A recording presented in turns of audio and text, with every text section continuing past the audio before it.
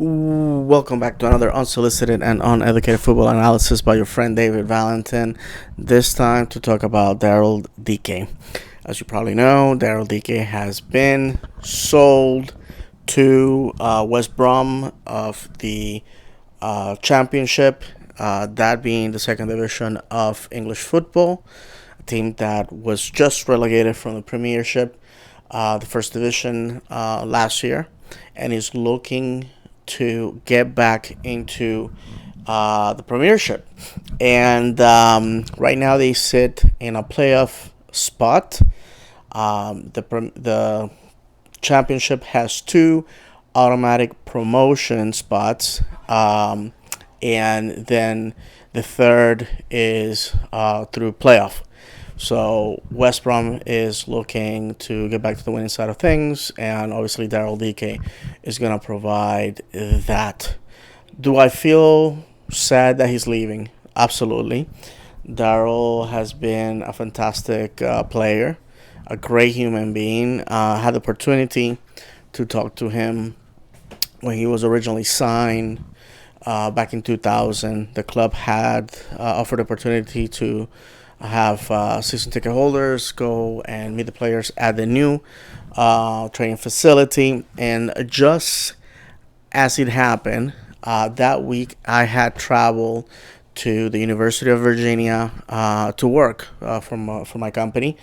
I went to work at the hospital there at the university, and I got to see the old training grounds for the soccer team for the University of Virginia. And when I met Daryl, an imposing man, 6'2", 220 pounds. But his demeanor shows that he comes from a household where values and respect and hard work are instilled in their children. He was very nice to me, kept calling me sir. I guess for obvious reasons, because I'm an old man now. But I was able to tell, hey, by the way, I was at your university a couple of days ago, and the place looked gorgeous. By the way, it's over there in Charlottesville, on the border with West Virginia. It's just beautiful campus. If you want to have an idea of what it looked like, basically is the type of campus that movies showcase as what college should be. Daryl's from Oklahoma. I actually lived in the state of Oklahoma, in the city of Tulsa, for a few months between high school and me eventually joining the Navy. I went to college there for a little bit. Just didn't like it. Long story. Long story short, I actually was going to school with a lot of veterans, and I was just like, man, I just really want to do that. So I ended up dropping out, going back to Puerto Rico, and then joining the Navy. But that's a story for another day. Now, a lot of the fans in Orlando are getting angry, sort of acting out as if the club is just selling this guy and there's nowhere to replace him. We have to remember that in Ricardo Moreira, our VP of recruiting, we have a fantastic talent, a guy that is doing us a favor. Ricardo might as well be working for a better club in MLS, or perhaps he could be back in Brazil making much more money than what he's doing here, or he could be in Europe. His network, his skills, his ability to scout is incredible. I have or had the opportunity to talk to him several times about different subjects. He's very accessible to fans to answer just simple questions.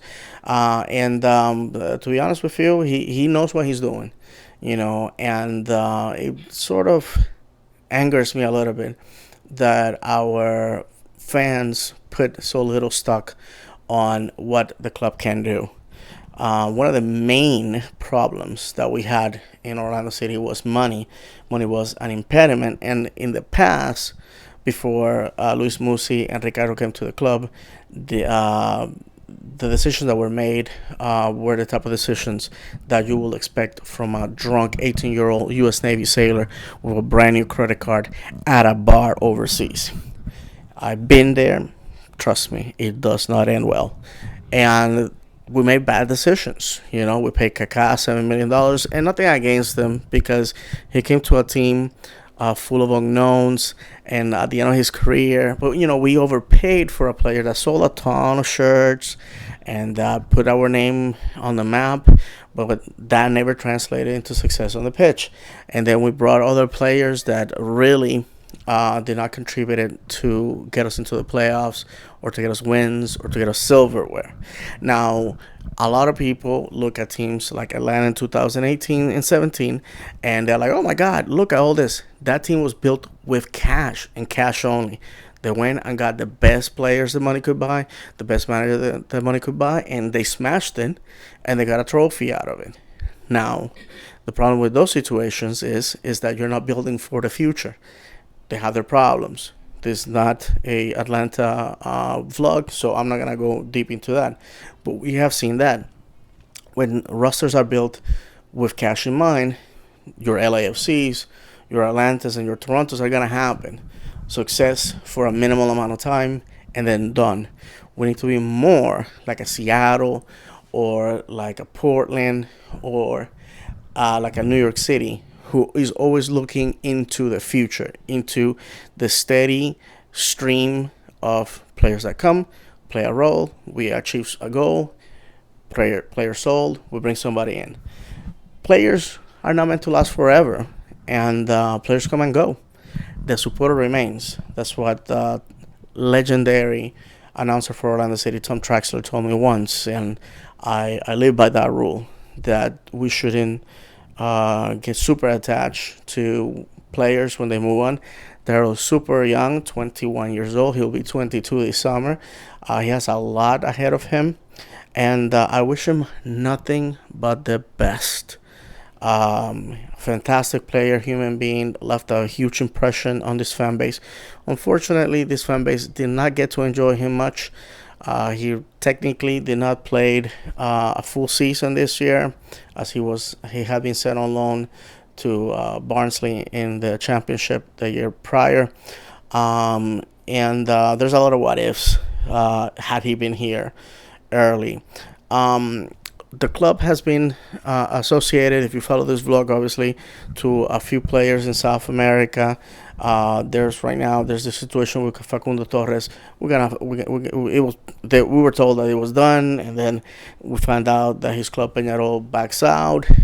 Union had this guy Picoton that we were really high on, and now they're saying that it's not going to happen.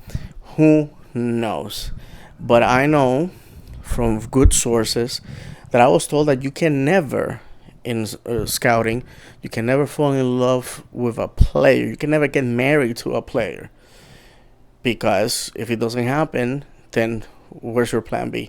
No, you always have to be casting a wide net for your needs, and hopefully some needs are going to come through. Just because we have the money doesn't mean that we have to spend that money. Ricardo and Luis are stewards of the Wolves' purse, and they are not there to pay up the nose, because then what happens when it's time to sell that player? We're gonna sell him at a loss. We're going to have to eat that cost. No, it doesn't happen that way. You got to remember that we are not an independent club like the rest of the world. We're a franchise, and as a franchise, the league controls a lot of what happens when a player is sold, when a player is moved. And if you want to know how to not build a proper team, look at what's happening in Miami. Look at what's happening in Cincinnati. Look at what's happening in a bunch of different places where they spend a ton of money and they get zero results in return.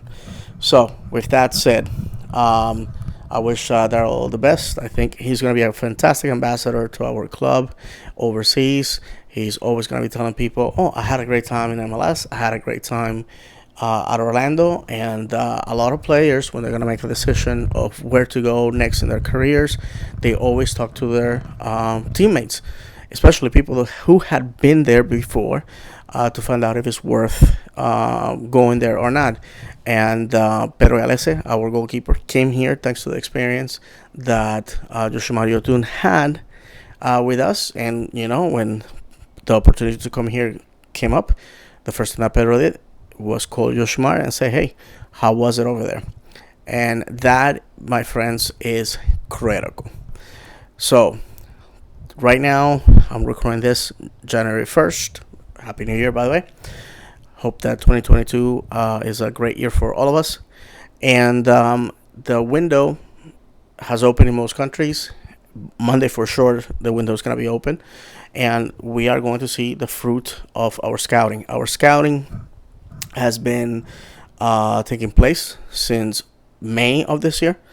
Once the Wolves knew that they were going to be making the purchase, they started doing the scouting because obviously they knew our deficiencies, our problems, and our history. And our history is not very good.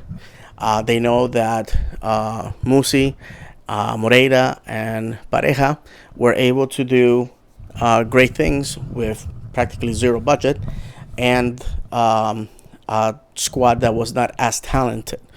So now that we have the money, now that we have the expertise, we're going to see a team being built the right way. So we need to shut the heck up and wait till the summertime to say, well, yes, it was bad, it was good. However we want to look at it, I will respect your opinion, but we cannot already trace a path that has not been created for us.